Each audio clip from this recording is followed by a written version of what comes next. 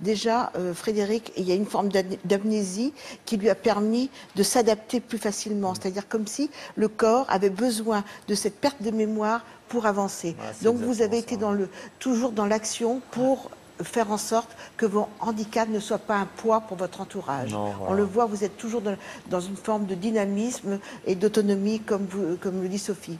En revanche, je crois que le plus douloureux, paradoxalement, c'est Stéphanie. Stéphanie, vous êtes vraiment victime de ce qu'on appelle la position du stress post-traumatique. Vous avez toujours ces images qui reviennent et c'est vous qui êtes habité par un désir de vengeance parce que la personne n'est pas là, vous n'avez pas pu l'identifier. Donc vous devez osciller entre des postures de colère, d'incompréhension, de dépression, pas de dépression, mais de désarroi, de peine et en même temps d'activité. Donc toutes ces émotions se bousculent dans votre tête et c'est plus dur pour vous paradoxalement parce qu'on voit dans votre récit que vous n'oubliez aucune minute. Vous avez les minutes en tête. Donc la scène peut revenir en boucle chez vous.